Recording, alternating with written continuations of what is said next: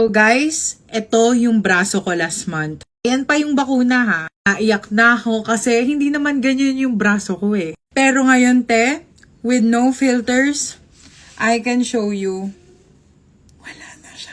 Ayan yung bakuna ko as a proof. And alam nyo, I'm sorry sa brand owner. I was skeptical too kasi ano ba yan? Another YouTuber skincare brand na naman. Like, wala na ba silang ibang maisip? Kasi hindi talaga ako nagtatry guys ng mga YouTuber na skincare set. But Adorn by Camille Trinidad, what the hell? Nalagpasan nyo yung expectations ko and this is why. Unahin natin tong soap ng Adorn. Kasi dahil mostly ng whitening soap na natatry ko na rebrand. Tapos yung mga sikat na brand, alam nyo yan. Mostly talaga ang sakit nila sa balat. Yung pagkatapos mo silang gamitin, nakakapaso ng tumapat sa araw. Tapos feeling mo masusunog ka. Te, hindi dito. Ay, grabe, hindi talaga. As someone na sensitive skin, grabe, sobrang soft niya sa skin. And kung ikaw yung tao na tipid at hinihiwa yung sabon, te, sulit na sulit to kasi sobrang bilis niyang bumula.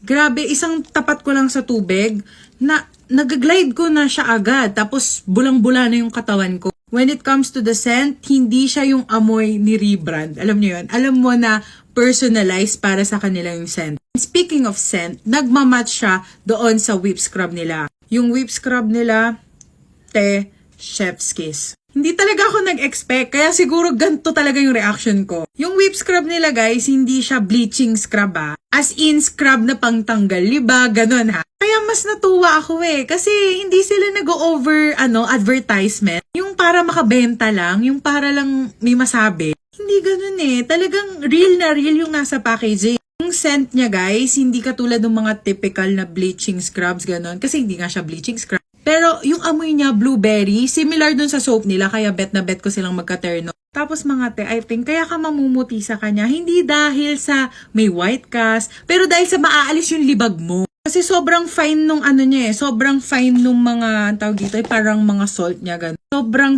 pino, kaya pag kinayod mo siya, talagang diin na diin yung tiny bits nun. The packaging is pretty and unique, so is the name, like hindi yung may skin na lahat. Wala siyang pinapromise sa'yo eh, talagang iintayin mo lang yung result. And mga te, nagulat din ako na merong isang user nito na naalisan ng pekla. Na sabi ko talaga, chef, sana pala nilagay ko na rin sa peklat ko para sana nawala na paunti-unti. And I think my only issue lang is that nagpa-pop up na yung packaging niya. Tapos yung soap, mas maganda siguro kung may naka-emboss na Adorn. But other than that, syempre, i-click mo na to!